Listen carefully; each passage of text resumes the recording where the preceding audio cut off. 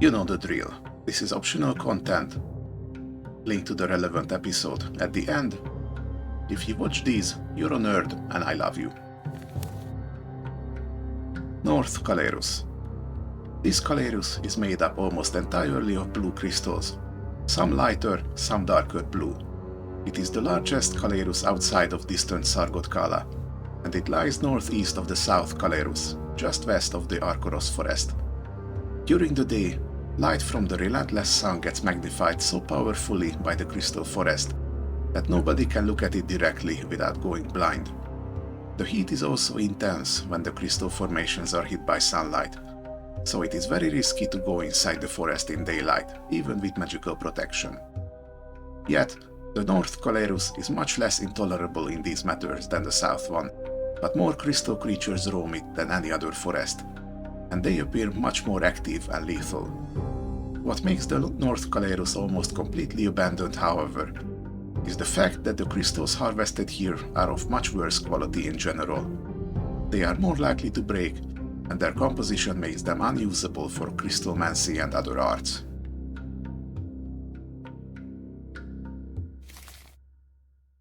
South Calerus. This Calerus is made up entirely of light blue crystals. It is situated southwest of the North Calerus, just southwest from the Arkoros forest. During the day, light from the relentless sun gets magnified so powerfully by the crystal forest that nobody can look at it directly without going permanently blind. The heat is also intense when the crystal formations are hit by sunlight, so it is very risky to go inside the forest in daylight, even with magical protection. In addition, crystal creatures roam this forest that can be quite dangerous, though they are much fewer in number than in the North Calerus. The South Calerus has the best quality crystal in all the Empire, except for distant Sargodkala, where forests are tended to by Crystalmancers. Therefore, both legal and illegal harvesting takes place under dangerous conditions to produce as much crystal as possible. The town of Loom sprang up next to the Calerus several decades ago, when the Empire began to take harvesting seriously.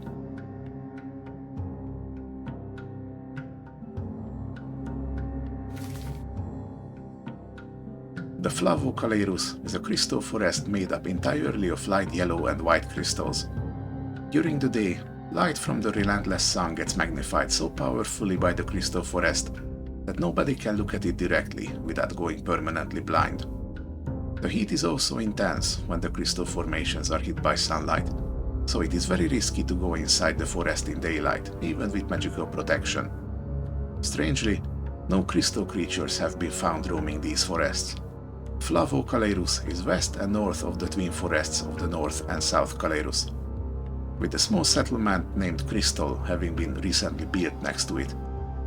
Despite that, the Empire has not really claimed the place, mostly because of its crystal yield being of inferior quality. Flavo crystal is rarely used for crystalmancy due to its properties, but recently it has become a cheap alternative for ceruleus crystal for other crafts, and so large-scale harvesting has begun.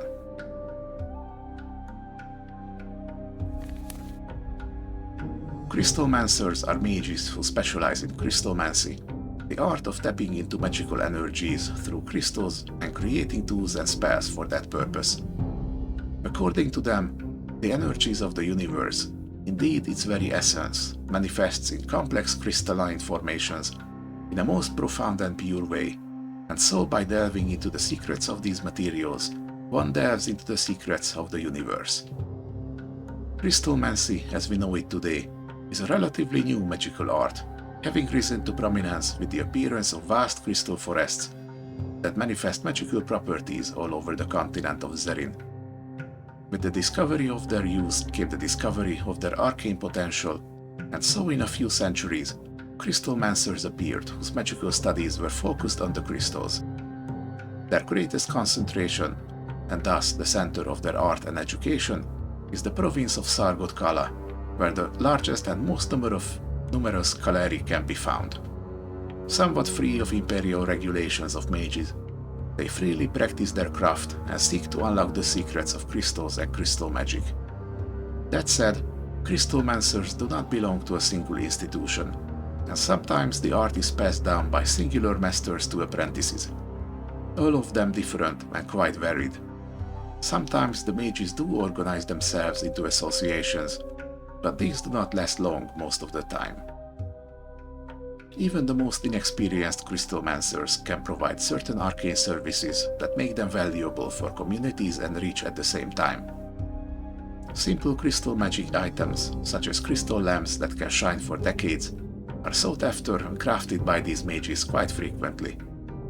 Other mages or even priests look for energy crystals that are specifically enchanted to store magical energies for later use. For more experienced Crystalmancers, there are few limits to what kind of spells they can embed into the right kind of crystals, and it is rumored that they can even store memories or consciousness in crystals.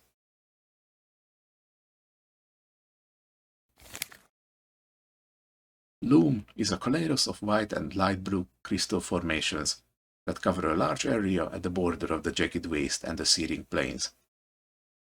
Formations can be 60 to 150 feet tall and encompass thousands of individual crystal towers. The place is a maze, and during the day it gives off a blinding light that makes it impossible to go close without protective gear or going blind. Even so, the heat the crystals give off due to the merciless sunlight is enough to burn men to crisp. Therefore, nobody lives close to Loom, and crystal harvesters only enter during the night, grab what they can and leave. But even that is rare, because the crystal of Loom is not very valuable in a commercial sense. For these reasons, the place is fairly deserted, though large insectoids have been reportedly drawn to it recently. The forest can be seen from afar in daytime, giving the place its name, and also providing a navigation point to travelers.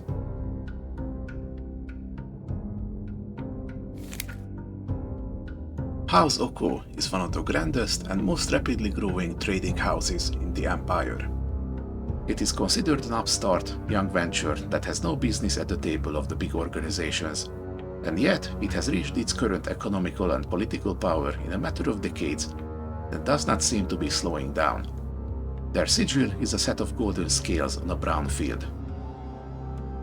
The beginnings of House Oquo can be traced back to several smaller merchant conglomerates and individual tradesmen who banded together about 40 years ago through a series of buyouts, betrayals, unionization, bargaining, inheritances and marriages, eventually ending up as a single powerful charter. But such a union would not have been possible without a single powerful will, and in the case of this trading house, it was the will of Oquo. Reputedly, he is a Dashmahan slave who liberated himself, served as a mercenary all over the continent until becoming a warlord, then subsequently bought himself into the already merging conglomerate that eventually became House Oquo under his watch. More legend than man now, Oquo manages his house from a secret location, and rumor is that many of his subordinate merchant lords wish him dead. Throughout its short history, House Oquo has risen to prominence with an amazing speed. So much so, in fact, that many talk of magical means or the blessing of strange gods. Whatever the case, a series of odd but very lucky coincidences seem to occur quite frequently, all to the benefit of the Oquo. And yet, the trading house also has a turbulent and occasionally outright violent internal life that involves the various merchant lords trying to outbid, manipulate, ruin, or kill each other for getting closer to the top. Is Oquo himself fighting or enjoying this? Nobody seems to know. The de facto leader of House Oquo is said to be the now elderly Oquo himself, although rumors sometimes spring up about his demise. Under him are all kinds of merchant lords and major agents, who are as likely to cooperate as they are to assassinate each other. It does not help matters that the inner structure of the trading house is very difficult to comprehend, and there are sometimes contradicting rules or commands. However House Oquo seems to work, and whether or not it will unite or shatter with the inevitable death of its founding father remains to be seen. The most valuable assets of House Oquo are the great obsidian quarries of the middle regions of the Empire, as well as the plains of bone and other sources of quality ivory nearby. The Drusian and Iosian quarries are two major sites. Often considered poorly equipped, Oquo miners and harvesters tend to do an amazing job, and the yields of their operations defy all expectations. Many claim that it is thanks to the house's novel, even revolutionary methods of labor, and especially slave usage. Well-organized teams, adequate rest, good facilities, and the comparatively fair treatment of slaves seem to be involved. House Oquo has yet to come up with a motto of their own. Alright, that's gonna be the end of this one. See you next time.